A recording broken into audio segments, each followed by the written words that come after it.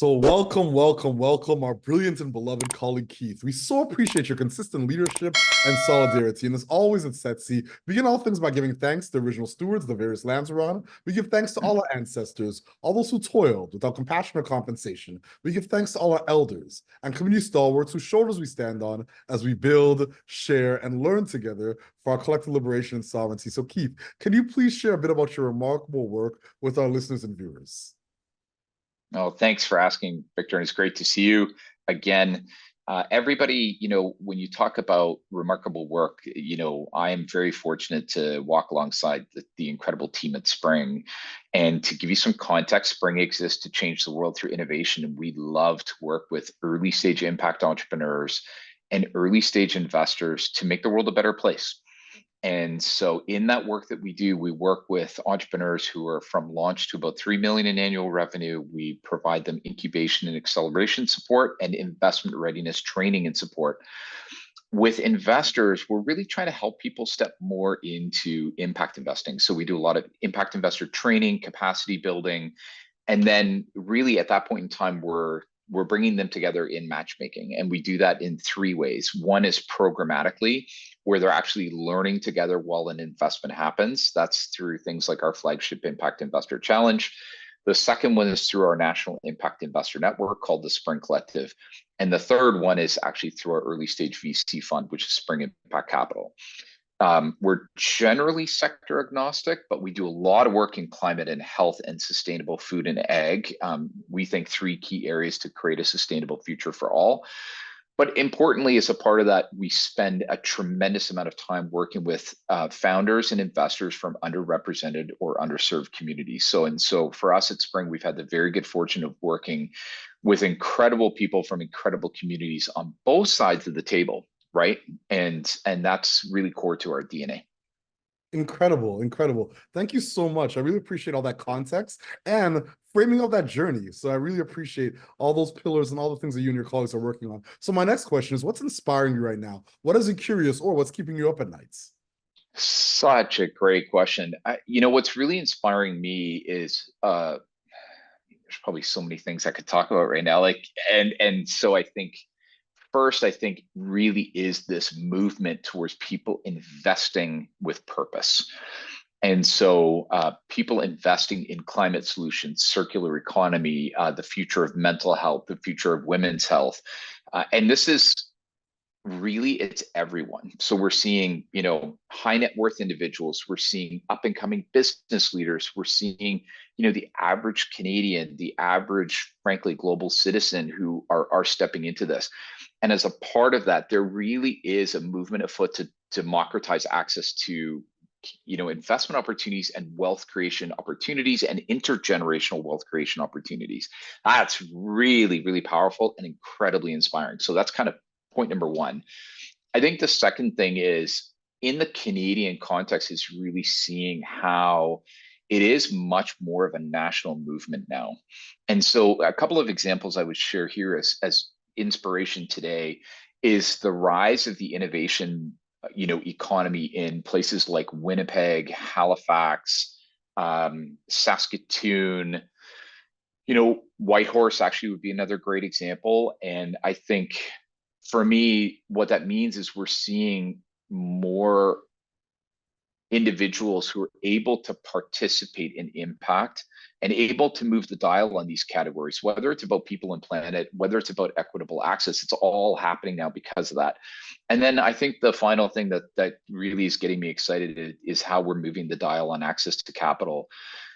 So for example, in Canada, and you and I know this, right? We've seen phenomenal movement around women funds like Sandpiper Ventures, the 51 Food and Ag Fund, She-Boot. There's so many incredible organizations doing work there. Also the rise of BKR Capital, Canada's first Black-owned and led venture capital fund. We're also looking at Tribe, which is catalyzing Black entrepreneurs and capital in Atlantic Canada. We're looking at Raven Indigenous Capital Partners, Canada's and North America's first Indigenous owned and led VC fund. And so for me, I think when we look at these elements and we look at these data points, you can see the momentum, you can see the dial is starting to move. And that's really what's inspiring me now. And honestly, what's keeping me up at night is how do we sustain and increase that momentum, right? No, thank you so much for providing all that context. And once again, amplifying the work of our good brother Jeff Sear at Raven, Alfred at Tribe, he said BKR, and Isaac at BKR, the folks at the 51 and Sandpiper. There's so much innovation and impact happening in the ecosystem with these emerging and nascent fund managers doing incredible work. So once again, I really appreciate you paving the way for so many of these folks to be able to be onboarded to a sector and ecosystem that is needed, but more importantly, amplifying their voices and their remarkable investment theses and their framework. So once again, I applaud your leadership. So my next question is, what are some of the challenges and barriers you're facing in your work? And what are some of the approaches you and your colleagues are taking to overcome some of these challenges and barriers? So a few things, actually. The first thing that I'm going to mention here is, how can I put this? 2023 saw economic uncertainty. And with economic uncertainty, we really started to see a polarization of how capital was being deployed. And so if we think about capital being deployed for impact, whether that is, trying to solve some of the world's biggest climate problems or trying to address, the future of health, sustainable food and agriculture, if we're trying to create more equitable access to opportunities, if we're trying to create more equitable and economic reconciliation, right? If we think about these categories, there was tremendous pressure on those in 2023 because investors really went two ways. They said, I need maximum market rate return, and the only other thing that I will do is philanthropy. And so I would say collectively that challenge is that polarization. And so for us, what we realize is we have to help surface opportunities where investors can see the impact that they can have in the middle, in the spectrum of investing. Whether this is investing, you and I were talking about Lee's and BKR Capital, whether it's investing in a Black owned and led fund, or it's investing in an amazing tech company that is run by two newcomer entrepreneurs, right? There's a spectrum of economic return, but there's also a spectrum of impact. And I think, so what we're actively doing right now is a couple of things. One is we're leaning harder into equitable access, especially for investors. So for example, right now we're running the Women-Led Impact Investor Challenge. We have 39 investors who are participating in that program. It's the most we've ever had in a single program. Almost all of those investors are women investing in women. Many of those women are women of color. That's for us, we've got to roll up our sleeves and we got to say, hey, how do we get more people involved? And we need to do it I think on the capital side, because there's so many amazing entrepreneurs and founders that are there. So I think that's I think a key thing that we're seeing. I think the second challenge that exists, Victor, is that we're quintessentially Canadian, right? So the joke that I always make when I travel the world is, if I'm an American, I say, hi, my name is Keith, but I'm Canadian. So I say, sorry, my name is Keith, right? And so the reality is we need to tell the stories, right? And so we need to tell the stories of what New Power Labs is doing, what Setsi is doing, what Bowen and Realize are doing as social finance fund intermediaries and the impact that they're having. We need to talk about the impact that individual investors are having on moving the dial. And I think the more we do that, the more Canadians can embrace those stories and say, you know what, I think I can do it too. I can step out of sorry and I can embrace, and I think that's the second challenge we're trying to overcome. I love that, eh? We got to step out of sorry, eh? Yeah, Thank exactly. You so much. I really appreciate exactly. it. Well, my next question, obviously, there's a nice segue because you mentioned the 39 investors, women-led funds that are doing this work. But what are some of the key priorities you're working on right now you'd like to amplify to our communities of practice? Thank you. There's a few things that we're doing right now. The first one is Spring Impact Capital Fund. And for us, Spring Impact Capital Fund is not only a fund that is helping our investors to invest in a diverse group of impact ventures. Of course, we're doing that. Second is that we're working to support those organizations to grow, to thrive, and to change the world. Of course, we're doing that. But really what we want to do is have Spring Impact Capital Fund be like a signpost on the road, to be like a compass on the map, to say, you know what, it is possible to create an incredible impact fund and to invest in underrepresented and underserved founders from across Canada.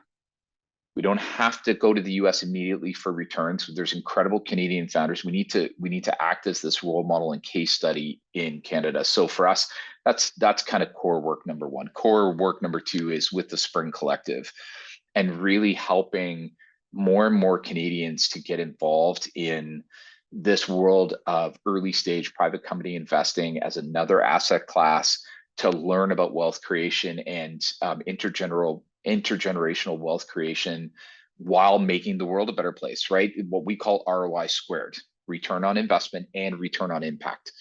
And so we really want to tell that story, and we want to get people involved. And I think that that's a key piece. And then the third one is, we're part of a blended finance working group that was originated by Tracy Robertson and Ontario Trillium Foundation. And this catalyzed an event in Toronto in February, and there's more than 150 people who are involved in that. Victor, I know you're a part of that as well, but really getting people to say, pragmatically, how can we deploy catalytic capital and blended finance that moves the dial on impact, but also attracts more capital into impact investing? And so that's a key piece for us, because that's ecosystem work, that's systems change, right? And it's what you represent, it's what we represent, it's what the Social Finance Fund represents. And I think for us, that's really a key component for us. So those are the three key priorities that we have. Yeah. Thank you so much. I really appreciate all that context. So my second last question is, what is your ultimate goal, and what does success look like and feel like to you and your colleagues? So as we say, we have a simple but audacious mission, right? We want every entrepreneur to be an impact entrepreneur, and we want every investor to be an impact investor. And as a part of that, that needs to be done in a way that allows for true equity and equality, and is a significant contributor to economic reconciliation. And so for us, I think that's a really critical place that we're in. And that's really what defines and drives us as an organization. And I'm incredibly thankful to have, 40 people on the team across Canada who are just relentless in that pursuit. Yeah. What an incredible team, and what an incredible journey, and just mission, vision, and values. I've been a fan of your work since the day we met, and I just really appreciate the tenacity and self-determination you bring to this work, and all that you bring to the ecosystem. So my last question, do you have any closing thoughts or calls to action for our listeners and our viewers? Thanks for asking. First, I think the first call to action is to get started. And for some people who are listening to this, it's your first time thinking about impact capital, and so would love to engage in that conversation. Second, for those people who are already in impact capital, I think what you want to do is reach out to say, how else can I contribute? Whether that is supporting other people who are new on their journey or expanding your work in impact investing. I think those are the key pieces. But for me, Keith at spring.is. And then the fun part, Victor, is there's only two Keith Ippels in the world, and they're both in LinkedIn. The other one's my dad. And so he's a wonderful guy. If you guys want to reach out to him, great. But in LinkedIn, I'm the Vancouver Keith. And I just say, let's reach out. Let's have a conversation. Let's start the journey together. Victor, that's how you and I started, and an incredible journey ever since. So Indeed, my friend. Thank you so much. I really appreciate all that you do for so many. And once again, your consistent visionary leadership. This ecosystem isn't the same without you. So we'll honor you, and we'll continue to build with you and walk alongside you to make sure that we have the maximum impact for the capital that's being deployed globally, domestically. And just once again, I just really applaud all that you do for so many. So as always at Setsi, we end all things the way we began this conversation, this interview. But once again, giving thanks to the original stewards, the various lands we're on. We give thanks to all our ancestors, all those who toiled, whether compassion or compensation. We give thanks to all our elders and community stalwarts whose shoulders we stand on as we build, share, and learn together for our collective liberation and sovereignty. Thank you so much, Keith. I so appreciate you, my friend. Hey, thank you, Victor, and thanks for all you do with Setsi.